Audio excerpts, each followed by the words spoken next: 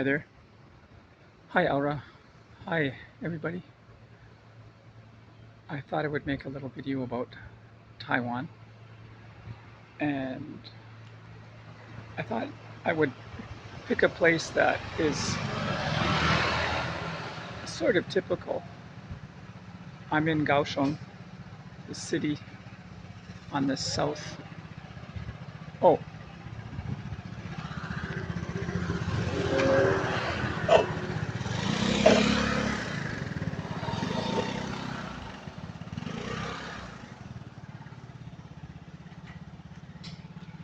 so I had to move my bike there. I had to move my rental bike so that she could get into her place, and it's so you can see how the people live. Mostly people live in apartments like these ones, and mostly people get around on scooters like those ones. And a lot of places, the workplace will be below the house, or there might be shops on the bottom. This is really typical. And I'm just going to turn this around over here. And actually, just the way she was about it, like they're very, they're very tolerant. The Chinese people. It was a Confucian value to be tolerant, and they are really tolerant. They're kind of like, live and let live as far as, in an impressive way, as long as you don't cross any certain. Well, anyway, no, like they're very tolerant, and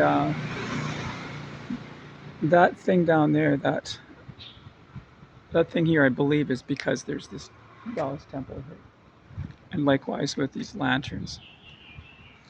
So you see these lanterns where there's one of these temples, and this stove, this furnace thing here is for the ghost money, and there are smaller versions of the of those things for burning ghost money. Now, ghost money is looking for this any around. It's like monopoly money. They kind of sell it in bricks, and they burn it in these special receptacles. Usually they're smaller, a lot smaller, red colored ones, like the size of the plant pot. And on the festival days, you see people out there in the street burning the money. And here you can see that there's incense. I guess I can walk in here. So this is where the incense is burning right now. How's the light? Yeah. And they've got those are called joss sticks. And then you'll have the god in the back. And these temples are always really elaborate. The light's behind me. I guess I'm not doing very well in my, what is it called? Cinematography, cameraography.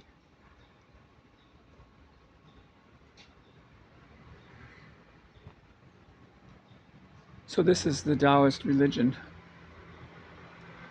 alive and well in Taiwan. Looks like there's an upstairs there. I don't really want to go up there because there's no one around, and I don't want to like barge in or anything.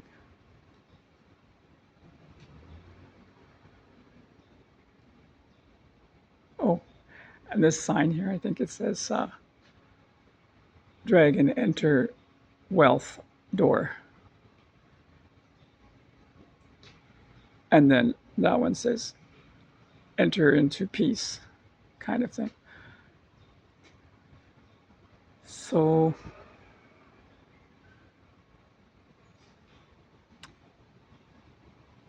Kaohsiung is a really nice city. The landlord at the place I'm staying at, very nice fellow. He used to be a marine biologist, and now he runs a hostel. previously had a coffee shop. Very, very nice, chill guy. His wife is a junior high teacher. So they're a really nice couple.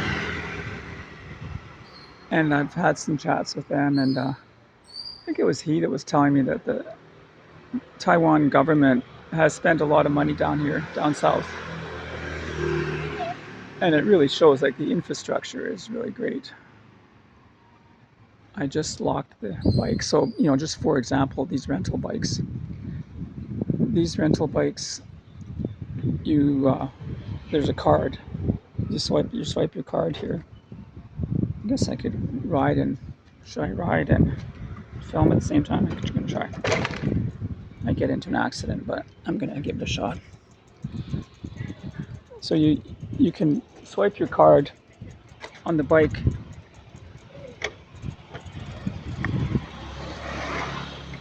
and it's the same system as the rapid transit, like the subway system.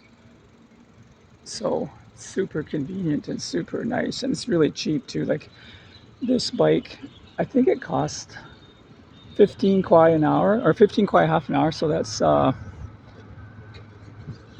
60 cents, I think. 60 cents a half hour.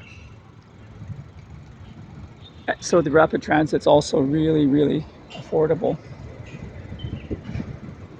And I'm here in the, nicer part of Kaohsiung, it must be said. It's kind of like Vancouver because there's a port. Oh, rats, it's windy.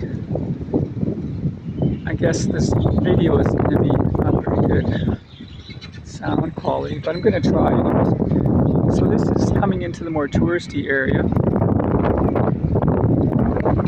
And I'm not going to spend a bunch of time on the touristy stuff, but just to show. So as a port, it had all these like warehouse kind of spaces. And a lot of these spaces like that one have been converted into various kind of tourist friendly type shops, and even venues and coffee shops and stuff like that. It is a very populous place. There's not a lot of people around right now. It's funny about the daytime. So anyway, it's a very populous place. So in the afternoon and the evening, there's a lot of people around. But I guess most people are kind of at work. It's about 10 in the morning, I think. When I came out of my place at 7:30 in the morning, it was already 30 degrees, and it said feels like 37 because it's 75% humidity, which is just normal. This city's really quite hot. So, spend a lot of time in the AC, actually. I still haven't got a job, and that's somewhat because I haven't been trying too much. I'm still humming and hawing about what exactly to do.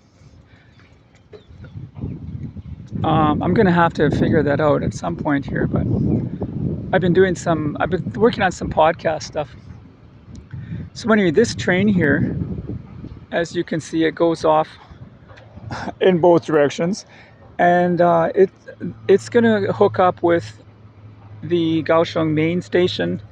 So there's like three different systems. There's the rapid transit system, the subway, and then there's that one that's kind of more, I think, kind of further in the county and stuff like that. And then also you can get trains out to other cities, of course. And I did that recently, like last week or so. I went out to this place that used to be a small town when I lived here in the 90s, which was, oh my God, 25 years ago. How the time flies. And it was completely, oh my God, completely different. Like you go to a place 25 years later, and of course it's going to be a little different. It was a real shock. Completely grown up.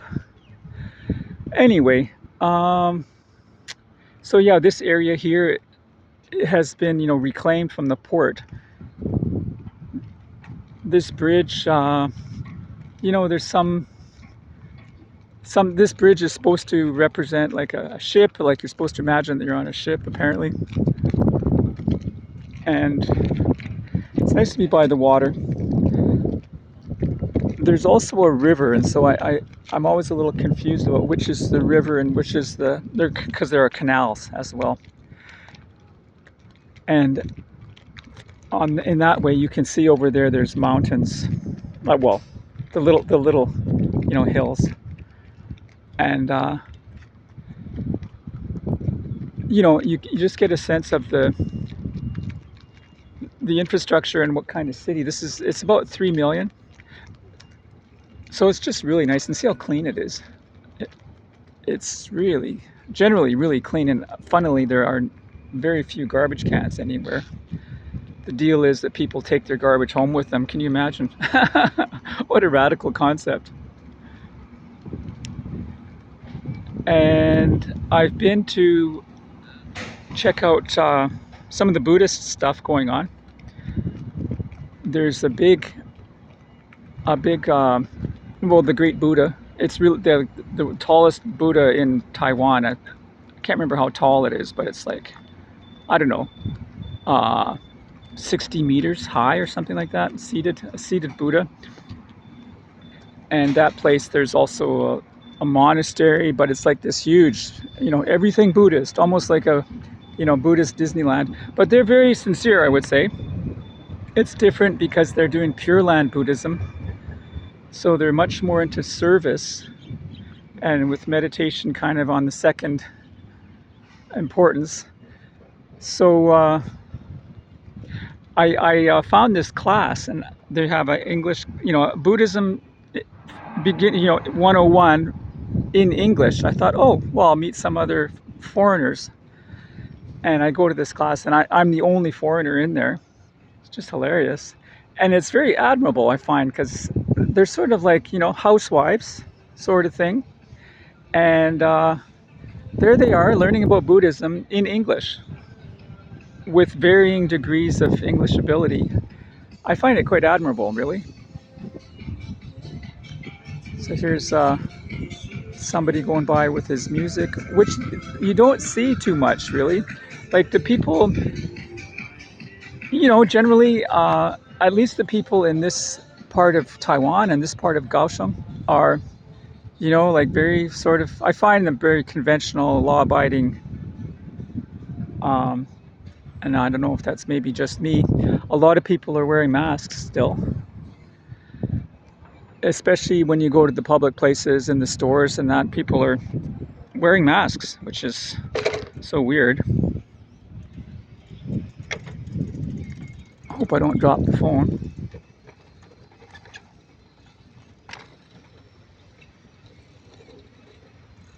Or maybe I'll go the other way. See my one-handed bike riding ability.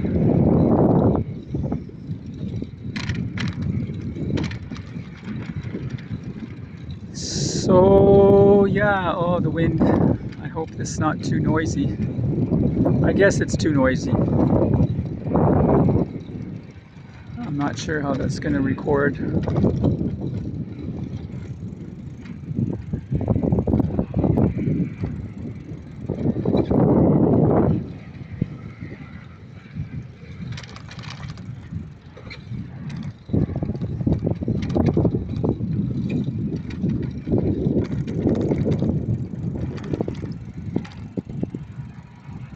This thing here at night, the phones have light in them, so people like to take their pictures there at night, sitting beside, like most people like to, read over the shoulder of one of those seated figures there. So there's some cute art, and it's the kind of stuff that people can do if there's money to be paying for it, which there is, and it's pretty buoyant economically. You hear people, struggling here so much. I could be wrong about that, but they're all about. Well, I shouldn't say that, but it's they manufacture chips, so the economy is doing well. And I'm just not sure if I want to teach, kids. And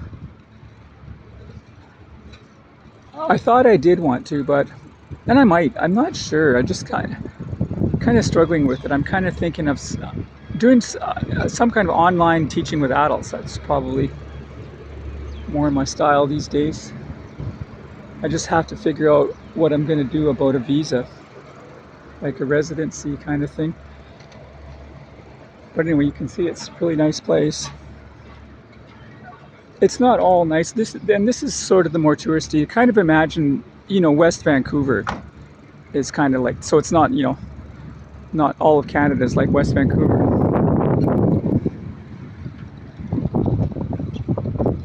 And this is West Kaohsiung, so you have 7-Elevens. These marts, so you can sit in there. They have tables, which is great because it's also air conditioned.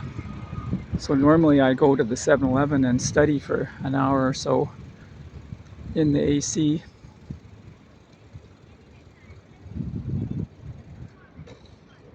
So here's how the people live. And I would say more or less, I guess, not so much an affluent area. It's not, I don't think this is like a highly affluent, but it's sort of like, it's a really established area. If you go out of town, oh yeah, look at this place. And they have this thing where there'll be lots of the same kind of shop or business in the same place. Like these part stores. There's tons of these part stores around here. If you go out of the city, then it's much more mixed. Like there'll be fields and then garage and then shop and a store, very, very kind of all together.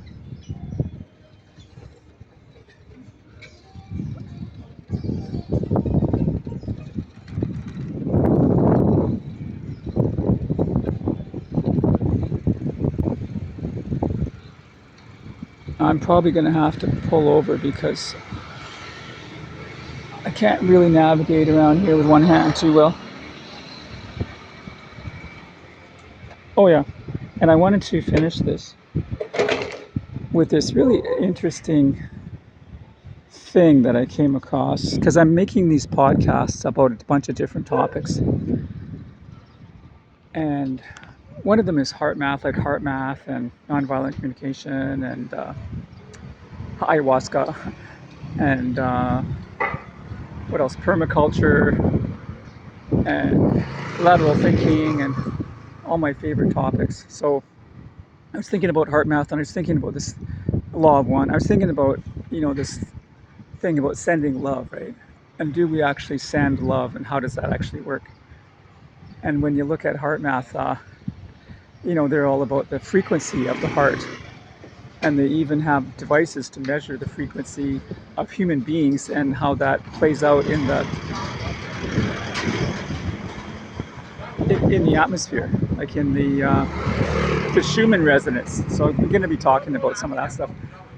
But it just got me thinking about, I think when we're sending love, we're not actually sending it out. What we're doing is we're matching our frequency, like the frequency in the heart, the measurable frequency. We're matching that frequency. So right now I'm thinking of you guys and I'm thinking of your hearts. And, we're all connected through the frequency, like literally, energetically, we're all connected through our heart. And there's, millions of frequencies. So, but anyway, if I think about resonating and then, there's one little tuning fork going like this. And then if we start thinking together, then we start resonating together, right? Just like musical instruments. So I think that's what sending love really means, is that we're connecting, like we're matching up our frequency with those other people. So that's what I'm doing right now. Everybody out there, hope everybody's well. Strange times we live in, challenging times. And I hope everybody's doing well. I want to say anything else? Not really. I guess that's all I want to say for now. So this is Michael signing out for now from Kaohsiung, Taiwan on June I think it's the 21st. I think it's solstice today actually, so happy solstice.